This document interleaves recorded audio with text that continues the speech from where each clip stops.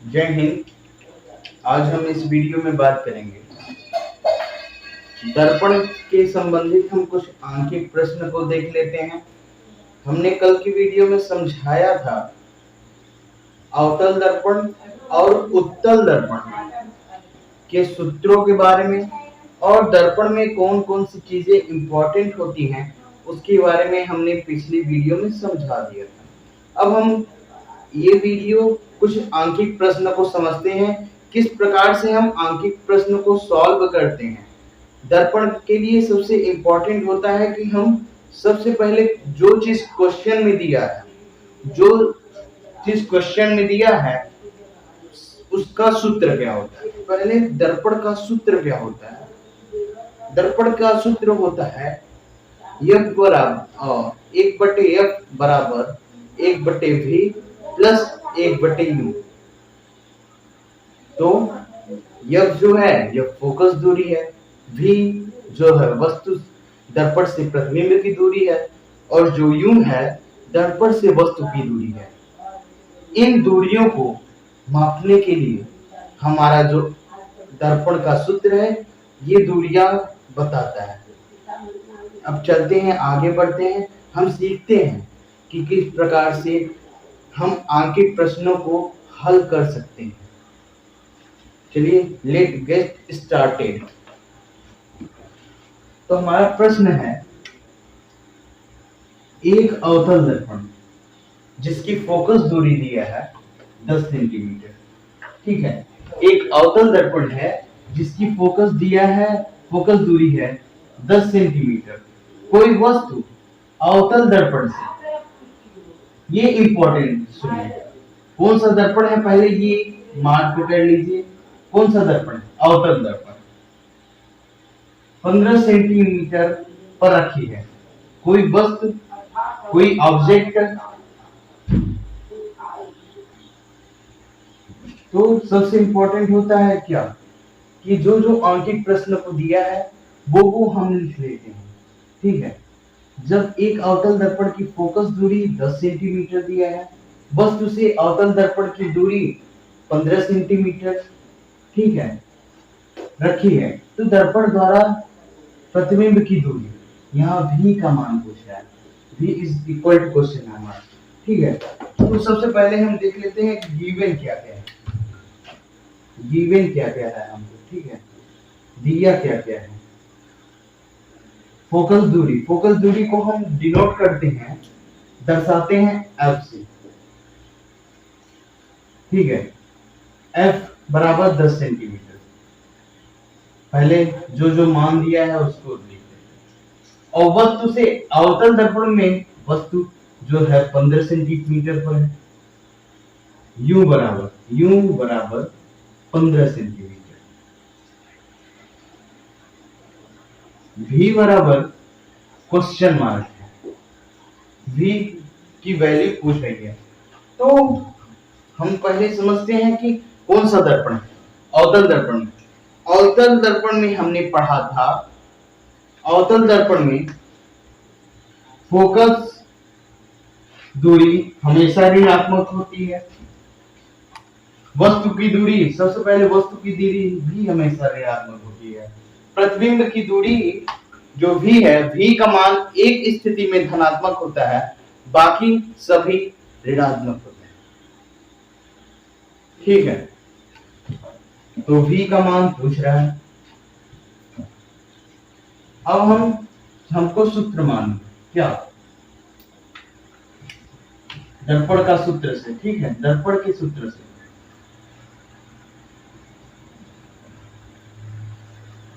दर्पण के सूत्र से, दर्पण का सूत्र भैया होता है 1/F बराबर 1/V प्लस 1/U। ठीक है, 1/F का मान दिया है -10 सेंटीमीटर। सेंटीमीटर बाद में हम लगा सकते हैं। ठीक है, 1/V प्लस 1/U का मान 15 सेंटीमीटर, इसलिए यहाँ 15। ठीक है, इसको यहाँ पर ब्रैकेट बना देते हैं। तो यहाँ हो जाएगा 1/10 माइनस 10 बराबर 1/v। यहाँ प्लस और माइनस का गुणा हमेशा माइनस होता है, सदैव याद रखिएगा, ठीक है। तो इसलिए माइनस हुआ और 1/15। तो इधर माइनस में है, इधर आएगा तो पॉजिटिव में हो जाएगा, ठीक है। 1/-10 बराबर दिखाई पड़ रहा है 1/+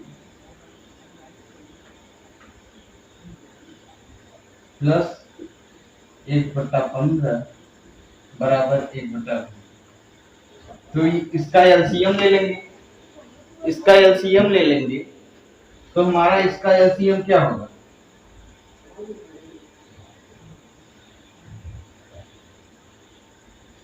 60 होगा शायद, ठीक है।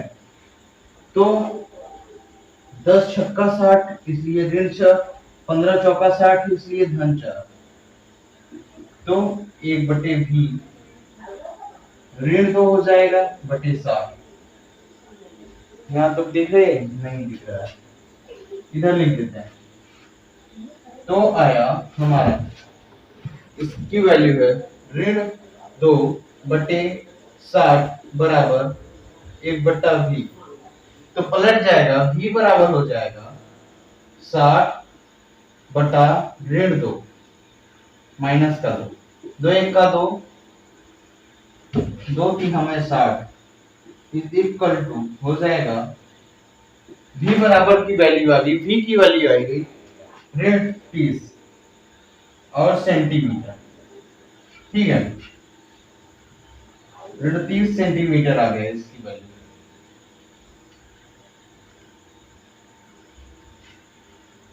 अब आप बोलेंगे भैया ऋण कहां से आया? अवतल दर्पण में वस्तु, इसका मतलब है अवतल दर्पण में जब ऋण 30 आ गया वस्तु, तो यदि उसका फिगर बनाना होगा, इसकी स्थिति बताना होगा, इसकी स्थिति के लिए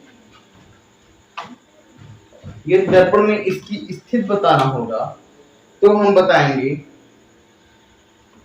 देख लेते हैं कि वस्तु कितना बड़ा है और प्रतिबिंब कितना बड़ा हो रहा है। वस्तु 15 सेंटीमीटर है तो प्रतिबिंब 30 सेंटीमीटर की दूरी पर बन रहा है। वस्तु 15 सेंटीमीटर की दूरी पर है तो प्रतिबिंब 30 सेंटीमीटर की दूरी पर बन रही है। तो इसका मतलब ये तो हुआ कि जब वस्तु को फोकस तथा वक्रता केंद्र के मध्य रखते हैं तो प्रतिबिंब हमेशा वस्तु से बड़ा बनता है, ठीक है। तो इसका मतलब हुआ वस्तु वक्रता केंद्र तथा फोकस के मध्य है। और कैसा है, जब प्रतिबिंब जब ऋणात्मक हो तो समझ जाइए ये वास्तविक है। प्रतिबिंब कैसा है? वास्तविक। जब वास्तविक है तो वास्तविक प्रतिबिंब, हमने बताया था आपको, वास्तविक प्रतिबिंब हमेशा ऋणात्मक होता है, हमेशा ऋणात्मक होता है, क्योंकि वास्तविक प्रतिबिंब हमेशा ऋणात्मक होता है। और ये इसकी प्रतिबिंब कैसी बनेगी? उल्टा। वास्तविक प्रतिबिंब उल्टा भी हमेशा, जब वास्तविक का नाम है तो प्रतिबिंब तो ऋणात्मक होगी। और कैसा? आभासी या सीधा? आभासी रहेगी तो सीधा बनेगा, यदि वास्तविक प्रतिबिंब है तो उल्टा प्रतिबिंब बनेगा, ठीक है। अब न्यूमेरिकल सॉल्व कराने का इतना मोटो केवल इतना है कि आप सब सीख जाएं कि किस प्रकार से न्यूमेरिकल्स को सॉल्व करने से हमें कई चीजों की जरूरत पड़ने में सहायक हो जाती है। जैसे यदि हम न्यूमेरिकल सॉल्व करते हैं तो हमकी स्थिति भी मालूम चल जाती है, किस प्रकार का प्रतिबिंब है इसको भी मालूम चल जाता है, ठीक है। आगे बढ़ते हैं, हम 2-3 न्यूमेरिकल सॉल्व करा देते हैं और कुछ प्रश्न आपको भी देंगे, जो कि आपको सॉल्व करना है और साथ में कमेंट बॉक्स में उसका आंसर लिखना है, ठीक है। और जब हम इस चैप्टर को पूरा खत्म कर देंगे, फिर आपको आंकिक प्रश्न एनसीईआरटी की आंकिक प्रश्न को सॉल्व कराएंगे। ये तो केवल बेसिक नॉलेज के लिए रेफरेंस बुक का प्रयोग किया जा रहा है। सर कुमार मित्तल जी का रेफरेंस बुक है, इसके लिए प्रयोग किया जा रहा है। ठीक है, आगे हम कुछ और न्यूमेरिकल्स को सॉल्व करते हैं। किस प्रकार से यदि न्यूमेरिकल्स को सीख जाते हैं, एक दो उत्तल दर्पण के लिए सीख लेते हैं।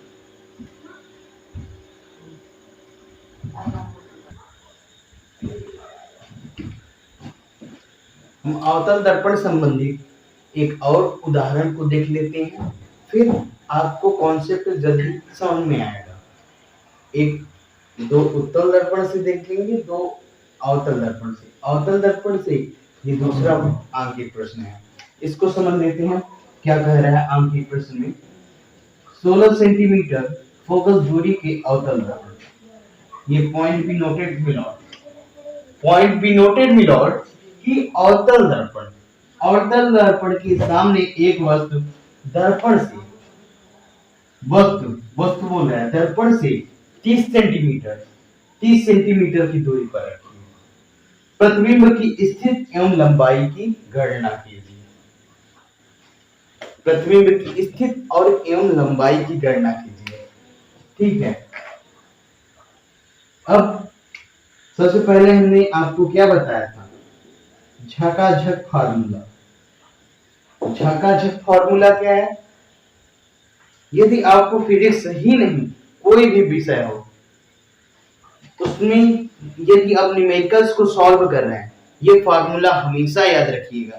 सबसे पहले जो चीज दिया है उसको भी नोट कर लीजिए, जो आपके अंदर क्वालिटी है उसको पहले देख लीजिए, फिर आगे हम उसी दिशा में कार्य करेंगे। यही है कि जो जो न्यूमेरिकल्स आंकिक प्रश्न में जो जो बातें कही गई हैं उसको नोट कर लीजिए।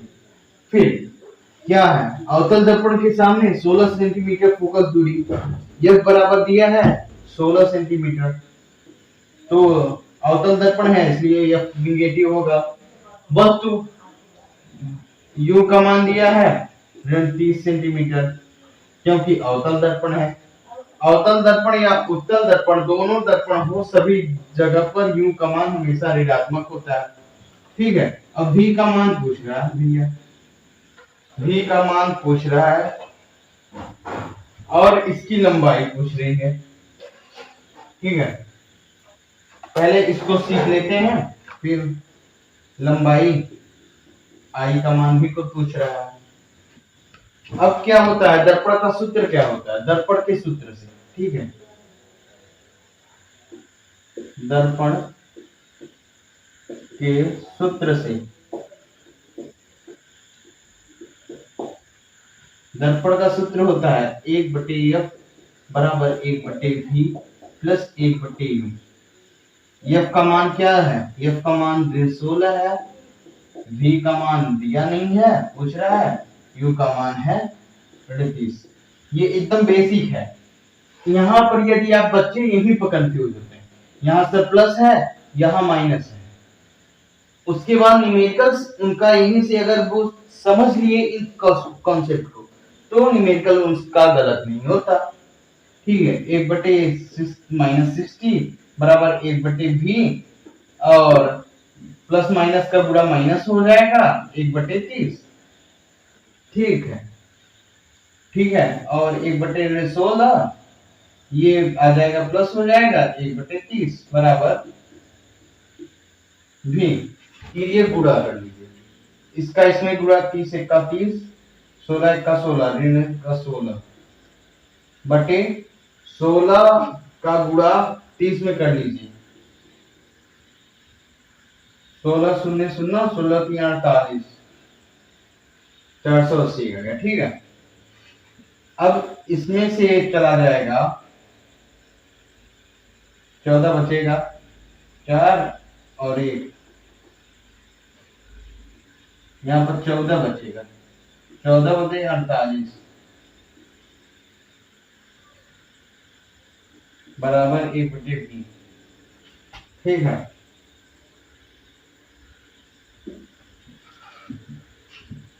तो v बराबर हो जाएगा 480/14, 14 का 14, 42, 14 3 42।